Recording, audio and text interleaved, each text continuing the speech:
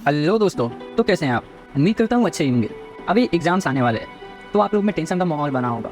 उसी टेंशन को दूर करने के लिए आज मैं आप सभी के लिए एक इन्फॉर्मेटिव वीडियो लेकर आया हूँ और मैं चाहता हूँ बिना किसी देरी के वीडियो को स्टार्ट कर दूँ। तो चलिए वीडियो को शुरू करते हैं। सच्चाई ये है कि जिस भी बच्चे का जेईई मेंस का जनवरी अटेम्प्ट में अच्छा मार्क्स आ जाता है, उसके बोर्ड्स और जेईई एडवांस में अच्छे मार्क्स लाने के चांसेस बढ़ जाते हैं। और इसका मेन रीज़न है कि तुम्हारे अप्रैल अटेम्प्ट का टेंशन खत्म हो जाता है और तुम बोर्ड्स पे और जेईई एडवांस पे फोकस कर पाते हो, उसके लिए अच्छे से प्रिपरेशन कर पाते हो। लेकिन जेईई मेन के जनवरी अटेम्प्ट में अच्छा परफॉर्म करने के लिए तुमको बचे हुए 3 महीने को बहुत अच्छे से यूटिलाइज़ करना पड़ेगा। और इसका सिंपल मतलब ये है कि तुमको अभी से आगे आने वाले 3 महीनों का एक एक दिन अच्छे से प्लान करके चलना पड़ेगा। और इसीलिए इस वीडियो में बात करेंगे तुम्हारे जेईई मेंस के लास्ट 3 महीने का एक ऐसा प्लान जो कि अगर तुम फॉलो कर लेते हो तो ट्रस्ट मी, तुम्हारा जो एक्सपेक्टेड स्कोर था उससे बेहतर आएगा। इसको यूज़ करके तुम टाइम को यूटिलाइज़ कर सकते हो बहुत ही स्मार्ट लॉजिकल तरीके से। जेईई में अच्छा परसेंटाइल ला सकते हो। इसका बस कंडीशन एक ही चाहूँगा तुमसे कि दिन रात एक करके पढ़ाई करनी पड़ेगी और लग के मेहनत करनी पड़ेगी। और तुम अच्छा मार्क्स लाना चाहते हो क्योंकि तुम जो टारगेट कर रहे हो प्लान उसके हिसाब से उसके अकॉर्डिंग होता है। रैंडमली नहीं बनता कि मैं तुमको अभी कुछ बताऊंगा और तुम रातों रात टॉप कर जाओगे, ऑल इंडिया रैंक 1 आ जाएगा। नहीं, ऐसा नहीं होता। तुम्हारा टारगेट, तुम्हारे एक्सपेक्टेशन अच्छे से सेट होना चाहिए।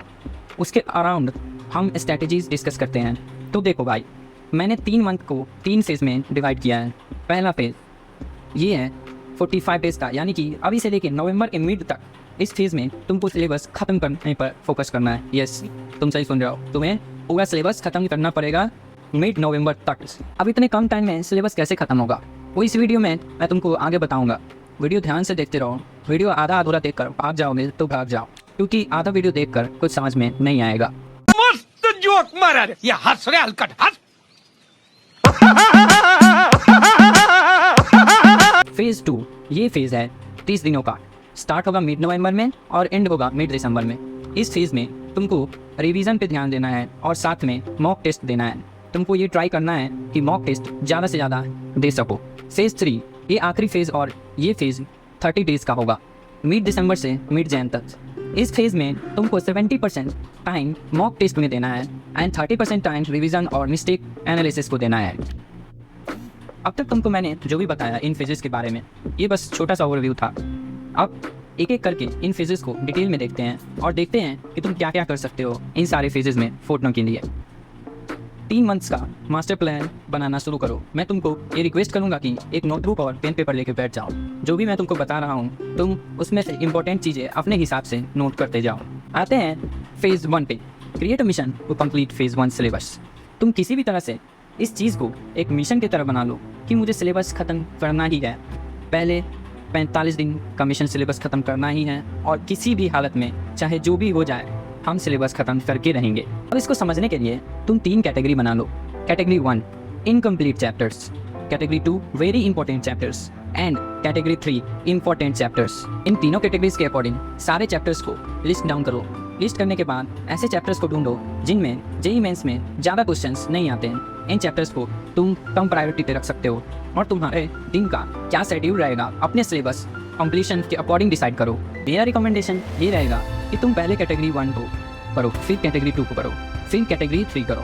मीन्स जो भी मैंने सीक्वेंस बताया है उसके हिसाब से तुमको फॉलो करना है। तुम सोचोगे मैं कैटेगरी 1 का क्या करूँ, वो तो ऐसे चैप्टर्स हैं जो मुझे आते ही नहीं है, तो उनको क्यों करूँ, मैं छोड़ दूँ क्या उनको, मैं पहले इंपॉर्टेंट कर लेता हूँ। तो देखो भाई, सच्चाई ये है कि जेईई मेंस में ऐसा होता है कि हर चैप्टर्स में से कुछ ना कुछ क्वेश्चंस आते ही हैं। तो देखो, मैं सजेस्ट करूँगा कि आप कोई चैप्टर्स छोड़ो नहीं, क्योंकि हर एक क्वेश्चंस बहुत इंपॉर्टेंट होते हैं एग्जाम में। प्लीज़ कुछ छोड़ने की कोशिश मत करना। जेईई मेंस में ज़्यादा से ज़्यादा सिलेबस कंप्लीट करो ताकि ज़्यादा से ज़्यादा फ़ायदा हो। इसलिए तुम्हारा जो इनकम्प्लीट चैप्टर्स हैं अभी भी टाइम है इस मिशन को कंप्लीट करने के लिए। सबसे पहले इनकम्प्लीट चैप्टर को फिनिश करो, उसके बाद आते हैं बाकी जो वेरी इंपॉर्टेंट है और इम्पॉर्टेंट है उनमें। और अगर तुम्हारे सिलेबस बहुत कम बचा हुआ है तुम हर सब्जेक्ट को दिन में 2 घंटे दो, यानी टोटल 6 घंटे। रिमेनिंग 6 घंटे में पिछले चैप्टर्स का रिवीजन करो, अपनी पर्सनलाइज लिस्ट बनाओ और उसके अकॉर्डिंग रिवाइज करें। इन द सेम टाइम अगर सिलेबस ज़्यादा बचा हुआ है तो हर सब्जेक्ट को दिन में 3 घंटे दो, यानी कि 9 घंटे पढ़ना पड़ेगा। देखो, लॉन्ग सिटिंग बहुत मुश्किल होगी तो ब्रेक के साथ पढ़ो, पर किसी भी हाल में अपना सिलेबस कंप्लीट करो। 1 घंटे 20 मिनट का एक सेटिंग रखो, फिर 10 मिनट का ब्रेक लो, और जब एक सब्जेक्ट कंप्लीट हो तो फिर 30 मिनट का ब्रेक ले सकते हो, और जो बचा हुआ टाइम है उसको पूरा टाइम रिवीजन को देकर पूरा सिलेबस खत्म कर सकते हो।